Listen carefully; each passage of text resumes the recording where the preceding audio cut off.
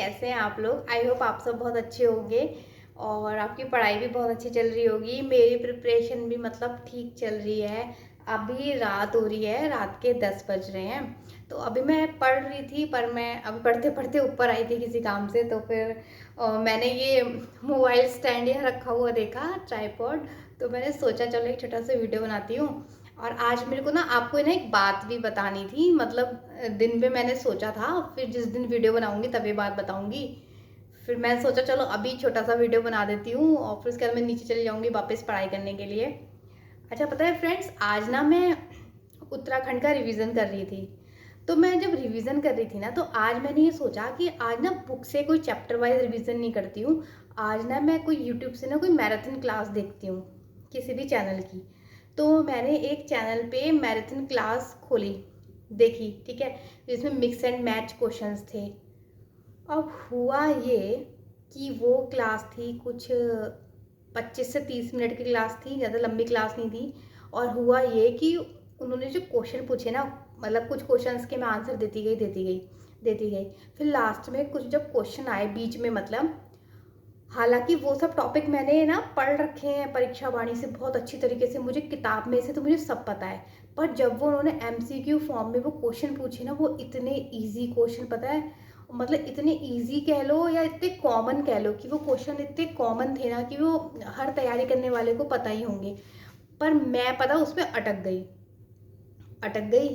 और मुझे इतना बुरा लगा, मतलब मेरे को तो सदमा लग गया कि एग्ज़ाम आने वाला है और एग्ज़ाम से पहले क्या हो रहा है। मतलब तो हम जो बुक से रिवीजन कर रहे हैं ना, तो पता है, और जब हम एमसीक्यू कर रहे हैं तो उसमें बहुत ज़्यादा फ़र्क होता है।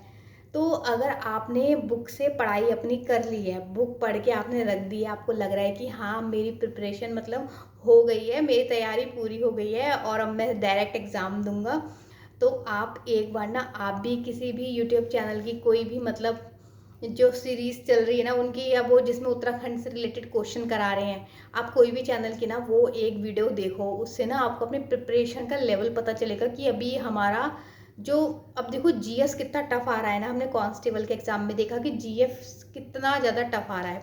तो हम जीएस कितना भी पढ़ लें, अब अगर वो क्वेश्चन फंसने वाले होंगे जो हमें आते हैं, वो फंस जाएंगे। मतलब हम जीएस के लिए अपना टाइम वेस्ट नहीं कर सकते ना, उस 30 नंबर के लिए हम सारा फोकस जीएस पे कर देंगे तो जो हमारा ये उत्तराखंड और हिंदी का जो पोर्शन है ना, फिर वो खराब हो जाएगा, है ना। तो हमें उत्तराखंड और हिंदी भी तो देखनी है। तो आप ना उत्तराखंड और हिंदी की अच्छी तरीके से प्रैक्टिस कीजिए, रीजनिंग की अच्छी तरीके से प्रैक्टिस कीजिए।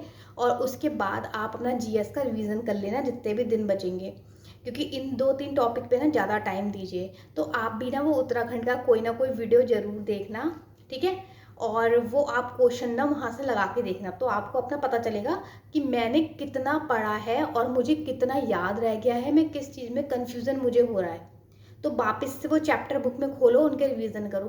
क्योंकि देखो अभी टाइम है ना, जितना भी टाइम है, मतलब है अभी टाइम, ये नहीं है कि कल ही एग्ज़ाम है। अगर कुछ कहीं लैग कर रहा है तो हम उसे अभी कंप्लीट कर लेंगे, अभी टाइम है। तो मैं जब आज कर रही थी ना, सच में मेरे को तो बड़ा सदमा लगा कि ये क्या हो गया, मुझे इतना इजी क्वेश्चन नहीं आ रहा और ये चैप्टर तो मैंने इतनी अच्छी तरीके से पढ़ा था, मुझे आ क्यों नहीं रहा ये क्वेश्चन। तो थोड़ी देर तो मैं, हाँ, फिर मैंने फिर दोबारा बुक खोली, रिवीजन किया। फिर मैंने सोचा कि नहीं, अब मैं रोज़ मतलब ऐसा करा करूँगी, एक वीडियो रोज़ देखा करूँगी, मुझे कम से कम थोड़ा कॉन्फिडेंस आएगा, ऐसे एमसीक्यू में फिर मैं अटकूंगी नहीं, तो कन्फ्यूज़न नहीं होगा।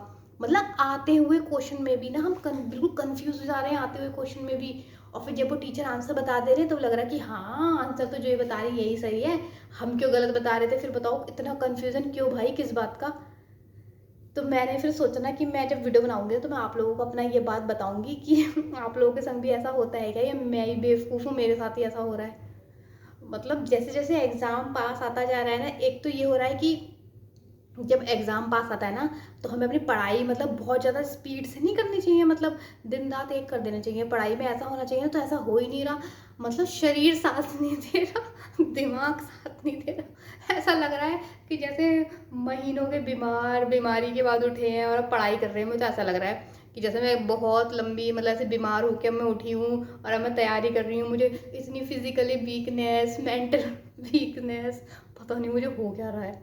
और ऐसे क्या ही बोलूँ मैं आपसे। मतलब हो रहा है, बहुत दिक्कत हो रही है मेरे को इस समय एग्ज़ाम से पहले। शायद आप लोगों को भी हो रही होगी। मैं वीडियो में ना आप लोगों को बताती हूँ तो मुझे हँसी आ जाती है अपने ऊपर, पर अकेले में मैं हँसती नहीं हूँ, मैं बहुत परेशान हो जाती हूँ कि मुझे हो क्या रहा है। पर मैं आप लोगों को बताती हूँ तो पता नहीं मुझे हँसी क्यों आती है अपनी इस चीज़ के ऊपर। पर बहुत टेंशन वाली चीज़ है, क्योंकि देखो जब एग्ज़ाम करीब होता है तो हमें और ज़्यादा मतलब पढ़ाई करनी चाहिए, सुबह जल्दी उठना चाहिए, रात को देर तक पढ़ना चाहिए। पर पता नहीं ऐसा सबके साथ होता है, मेरे साथ ही होता है, जब भी एग्ज़ाम बिल्कुल पास आने वाला होता है ना, मेरी पढ़ाई थोड़ी हल्की हो जाती है, पता नहीं ऐसा क्यों होता है। पर कोई बात नहीं, अपनी तरफ से तो हम पूरी कोशिश करेंगे, मेहनत करेंगे। और जो मैंने आपको बताया ना, आप भी एक बार ट्राई करना, आप एमसीक्यू सॉल्व करके देखो किसी वीडियो का, किसी टीचर का, और फिर मुझे बताना कि आपके साथ ऐसा हो रहा है या सिर्फ मेरे साथ ही हो रहा है। अगर मेरे साथ हो रहा है तो फिर और बड़ी टेंशन की बात है मेरे लिए कि ऐसा हो क्यों रहा है इतना पढ़ने के बाद भी। चलो फिर ठीक है, अब मैं जा रही हूँ वापस पढ़ाई करने के लिए, और फिर देखते हैं वीडियो कब आएगा, तो कुछ बनाऊंगी तो अपलोड कर दूंगी। तो ठीक है गाइज, आप भी अच्छे से पढ़ाई करिए, खूब मेहनत करिए और अपना 100% दीजिए। बाकी तो फिर डेस्टिनी है, बात करेंगे बाद में फिर उस बारे में, एग्ज़ाम के बाद अब क्या करना है। फिलहाल तो एग्ज़ाम पे फोकस करना है। सब लोग शक्ल से बेशक्ल हो गए होंगे मुझे पता है, तैयारी करते करते अपना कोई होश नहीं है सबको, है ना।